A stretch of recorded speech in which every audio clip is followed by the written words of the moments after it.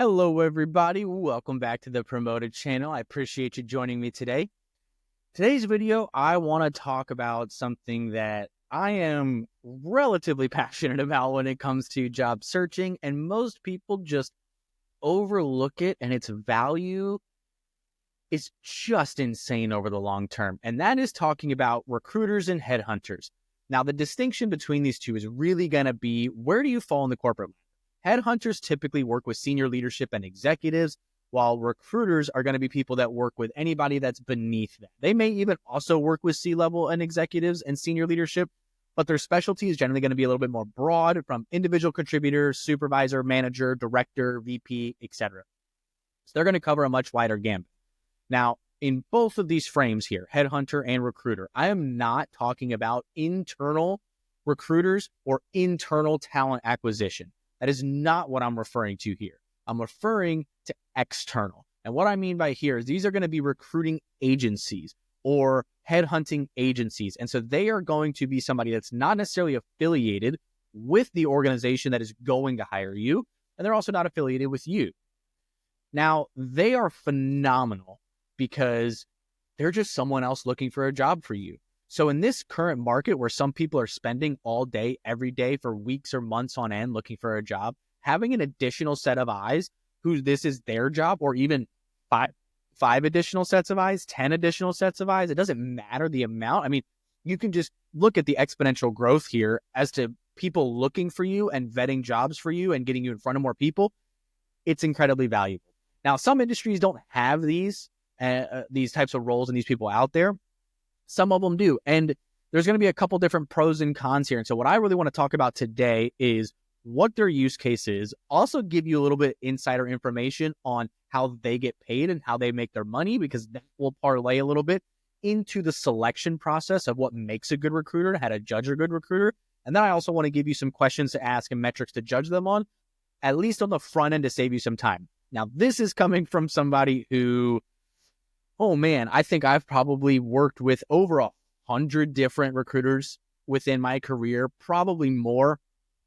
And if I had to go look in my email for the amount that I would send an email to again right now, I believe it was 7 that I sent an email to in this last job search of mine. And while they weren't what got me the job in this particular job search, I can honestly say without a doubt that the primary reason that I have never been without a job, or it's never taken me longer than 30 days to find a job whenever I did start searching, is because of recruiters historically. And even presently, like I said, their particular opportunities just didn't work out this time.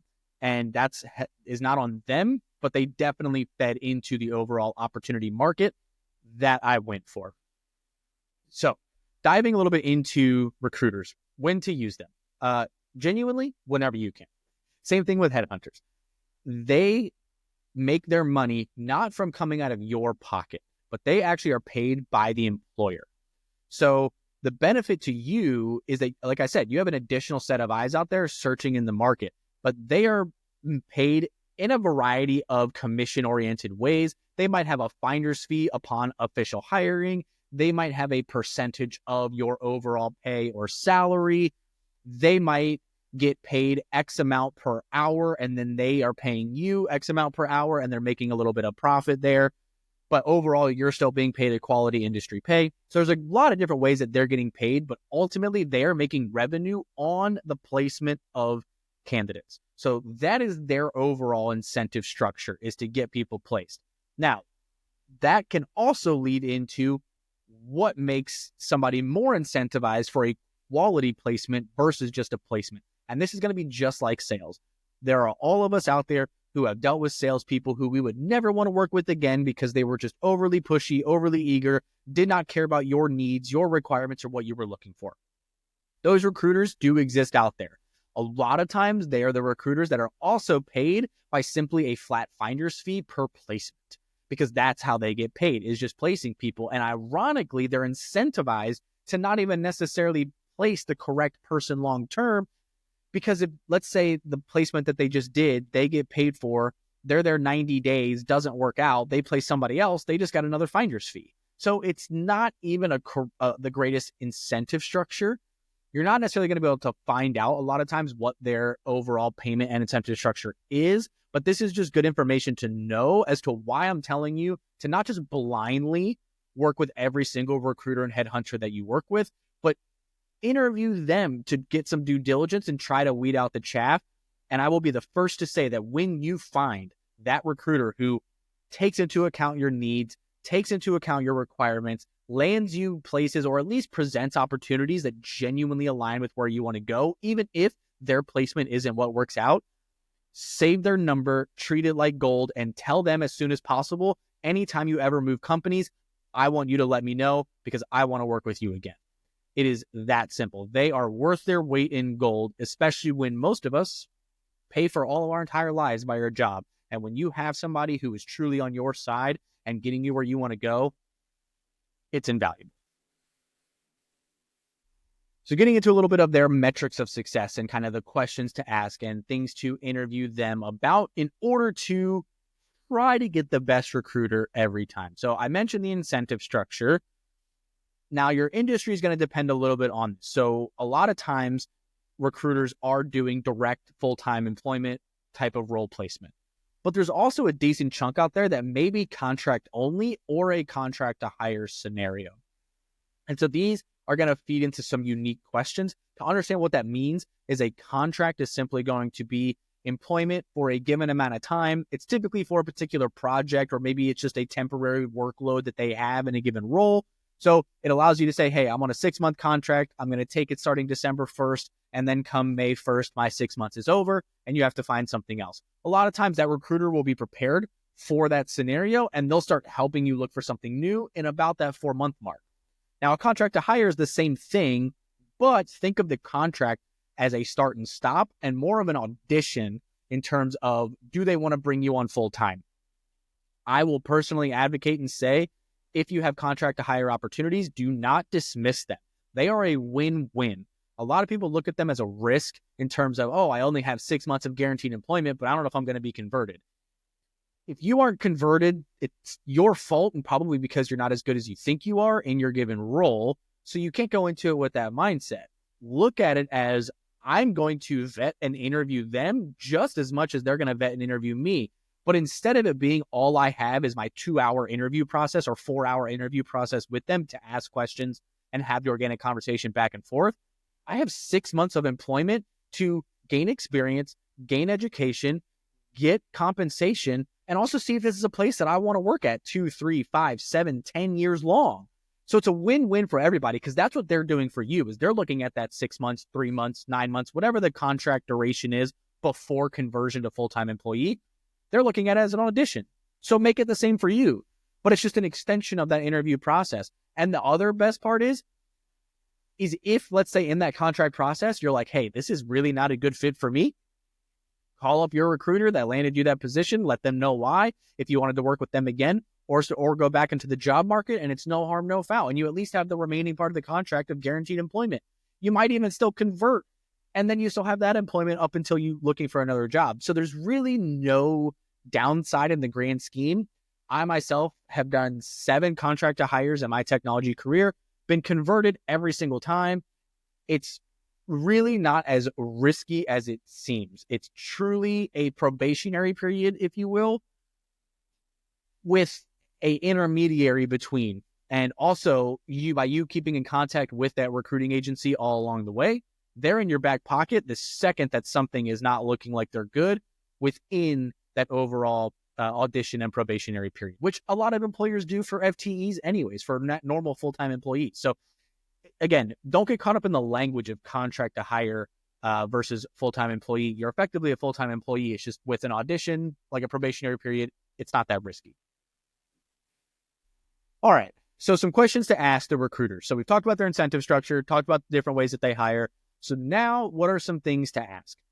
And the biggest thing is that I started off earlier by saying you don't want a one-size-fits-all. The strategy and the approach, not taking into account your needs, your requirements, these sorts of components as to your job search, are going to be the immediate getting rid of that recruiter. So let's target that first. That's the lowest hanging fruit. Asking them, how do you tailor your approach to match candidates with suitable positions? Or what strategies do you employ to help candidates stand out to employers? So this is asking them, how are they adapting to what you are saying that you want so that the positions you get from them are matching your requirements? And then on the flip side, how are you making me stand out to employers? So this will give you a lot of answers in terms of what they're going to be doing in terms of that adaptation and approach. And you'll know pretty quickly, either in this conversation or your next one with them, as to whether or not they actually listened. And what I mean by that is, if they come back as the initial job results and they're just not aligned with anything you said, that you are not qualified, or it's, way beneath you if you're maybe manager or senior type level in your career, then you can give them one more chance. I wouldn't give them more than two. I think that if they are not giving you positions that are aligning with what you're saying in two chances, cut them loose. This is my lesson learned. There's plenty of fish in the sea when it comes to recruiters. There are no shortage of them. So just don't waste your time. Give them two chances to give you applications and positions that actually align with what you want, and then kick them to the curb. The next thing is going to be, what do you do for me as the job seeker beyond just simply placement or finding me new opportunities? And this is going to be, again, a lot of the value differentiator here, and going to be things that contribute to that gold ticket. And I would argue, if they're doing any of these or all of these or a mixture of, they're probably going to also be tailoring to you pretty well. So it's going to be a pretty good recruiter. So this is actually a much more money question on the front end, but I like to do this one second, because truly that low-hanging fruit of, if they don't have multiple strategies or they don't have methods of adapting to different candidates, then the conversation's immediately over. This is one where, like I said, the more they're doing from this list, the better. But some common things that I've dealt with from the recruiter's perspective, especially earlier in my career, and a lot of how I learned what I learned to become the career coach and as effective as I am today, is from recruiters throughout my career. So they should be giving you things like almost insider trading about the employer. What do they care about? What type of personality do they like? What vernacular do they like? What language? What do they really want to get out of the interview in terms of interview preparation? They may not do true mock interviewing and interview prep in that sense for you, but they should be preparing you in terms of, hey, you're interviewing with John and Susie. John, this is his personality. This is what he cares about. Susie, this is this is her personality and what she cares about, what she's looking for. And boom, now you know to tailor the parts of your experience effectively. They should be prepping you for the interview in that capacity, giving you the insider baseball and the information they have based on the relationship they've had with the client.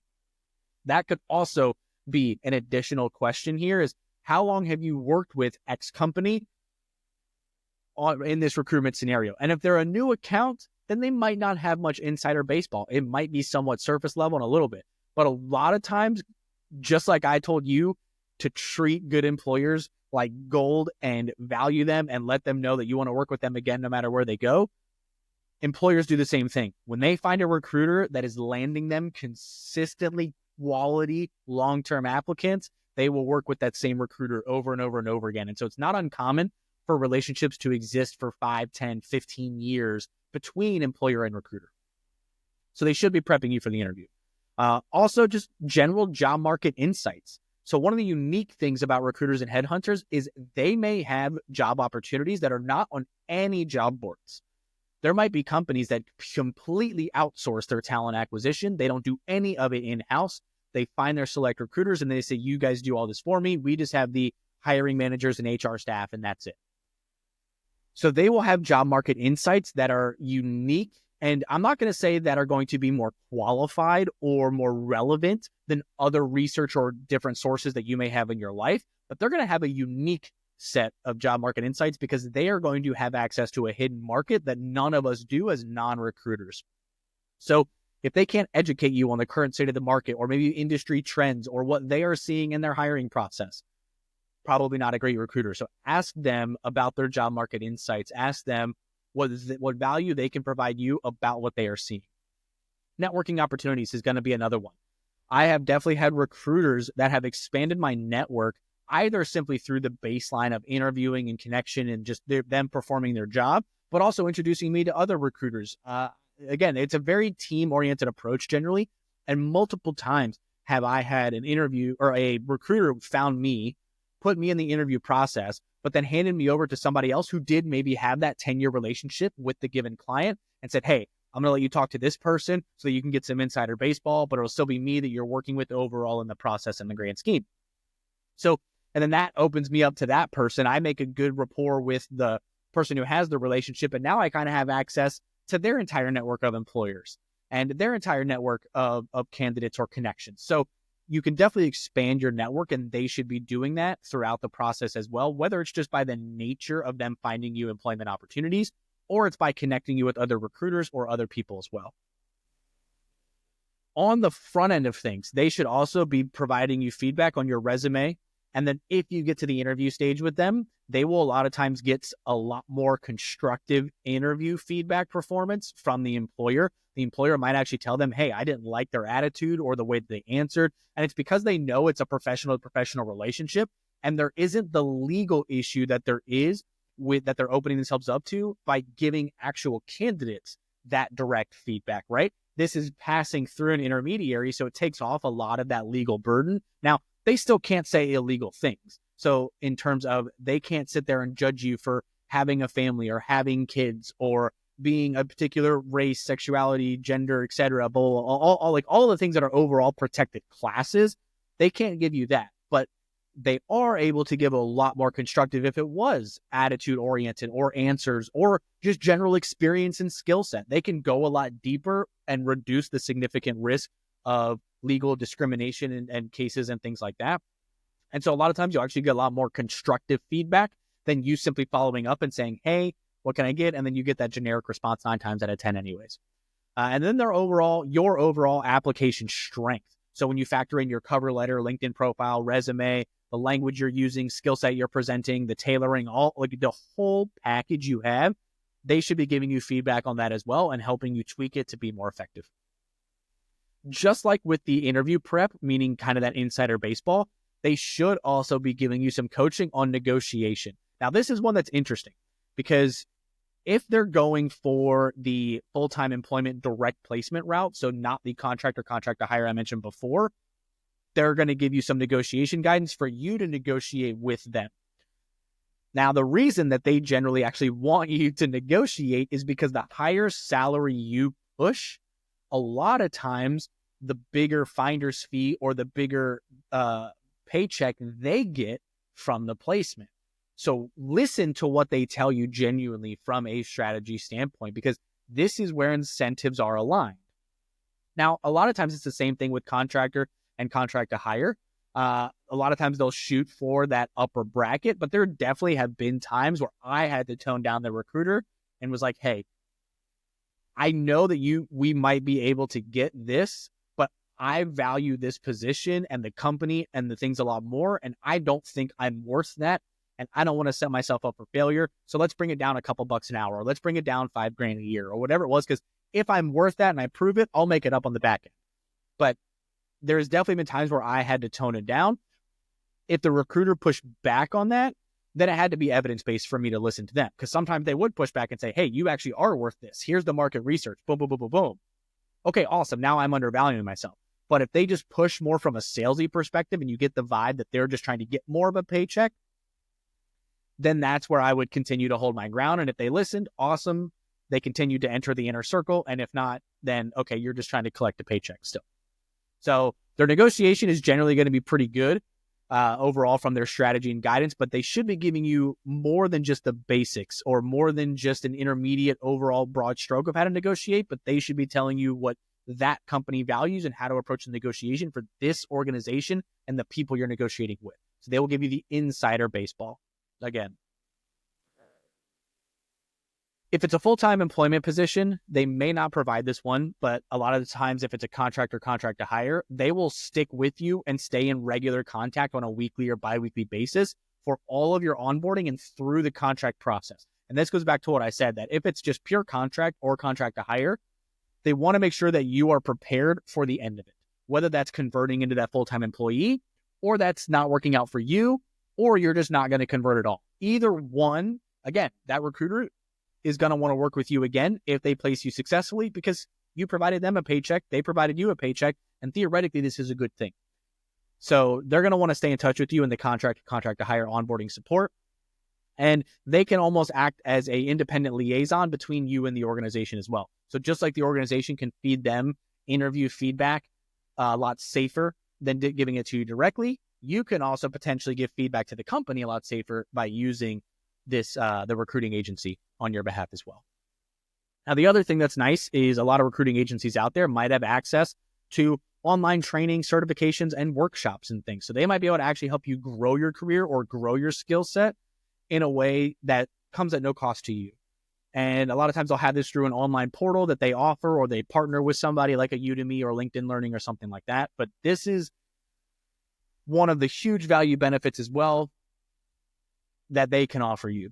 So again, the overarching question and theme here, what we've been talking about the last few minutes, is asking the recruiter, what additional resources beyond simply finding opportunities and placing me in a role do you offer me as the job seeker?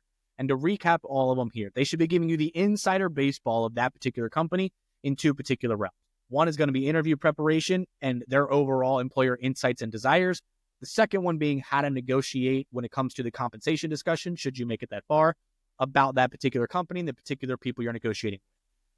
Unique job market insights, because they not only have access to the same jobs that we do, but they also have access to jobs that none of us see on job boards, so they might have a unique perspective.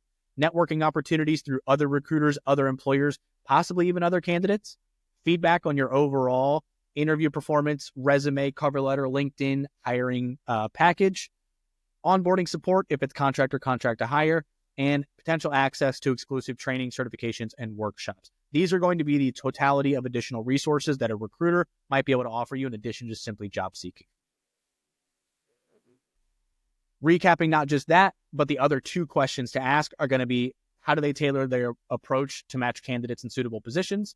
And what strategies do they employ to help candidates stand out to employers? So overall, how do they tailor and adapt to the unique requirements of both the candidate and an employer to actually produce a suitable match? So now let's go into a little bit of the metrics of success for them. So these are things that you can ask for them in order to know whether or not you think that they're going to work out well for you. So a lot of this is going to be somewhat job market dependent.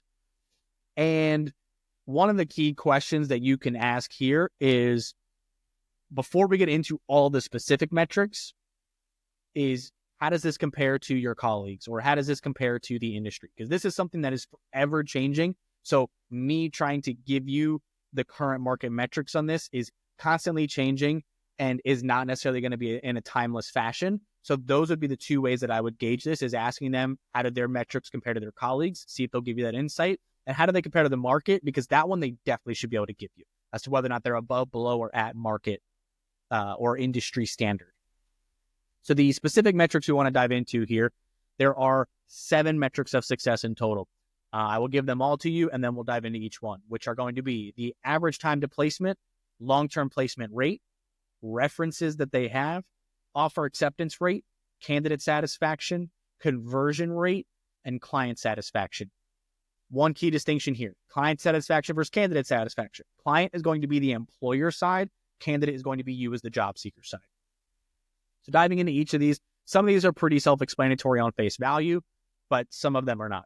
So average time to placement is going to be asking the question along the lines of, what is your average time to fill positions that are similar to mine and what I am seeking? So not just their broad spectrum, everything that you do, what's your average time to placement? But if you are an IT person looking for a systems engineer, or you are a healthcare professional looking for a nurse practitioner, or whatever it might be, what is your average time to fill positions similar to mine? X, fill in the blank, whatever that is. That's going to be a key one here. And this also allows you to understand, hey, should I expect this to take 2 weeks, 4 weeks, 8 weeks, 12 weeks, whatever it might be?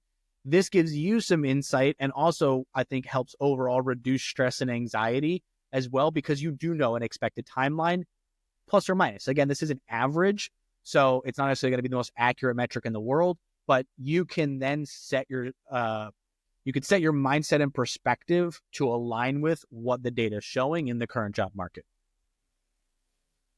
Long-term placement rate. So what is your percentage of long-term placement rate for candidates? Very simple question. And this one is going to be, I'm going to define long-term here as 12 months or greater. So if we have contracts that are shorter than this, or we have contract to hire, then contract to hire is going to be a valid one, or full-time placement, or again, just really long-term contracts of 12 or greater months.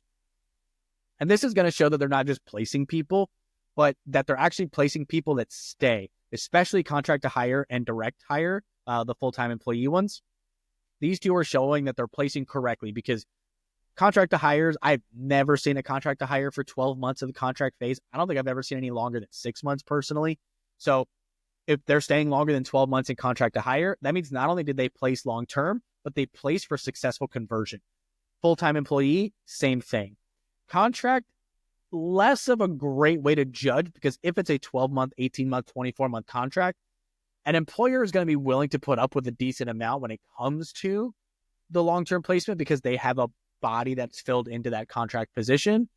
And they're honestly not going to get rid of people as easily as it might seem. So I would focus on the other two, asking what their long-term placement rate is. So the overall percentage of people that last longer than 12 months in either of those scenarios of contract to hire or full-time employee.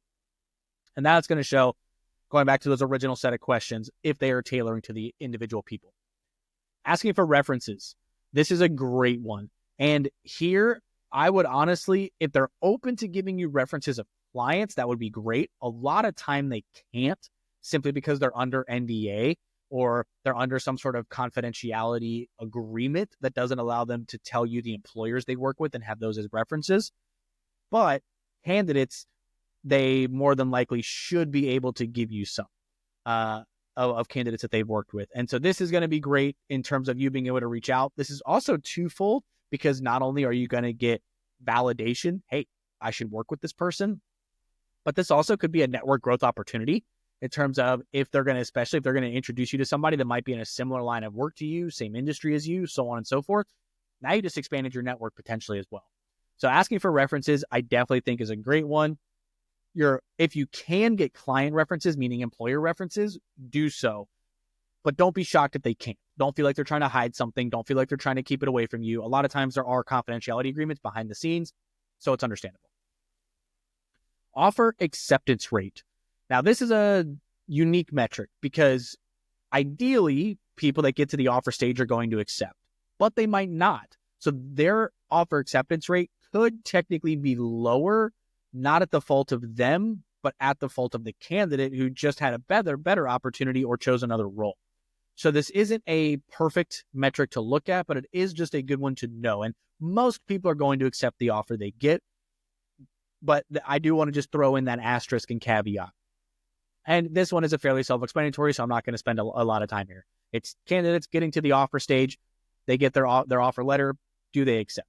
And this is, again, irrelevant negotiation and these sorts of things as well, which also could be a variable to some degree too, is maybe they didn't deny, maybe the candidate didn't deny the offer, but they tried to renegotiate and they got a little bit too greedy, if you will, and that caused them to lose the opportunity. So again, there could be some candidate fault here as to why offer acceptance is lower, but always ask this anyways, because it'll give you just a good idea of, again, quality of placement.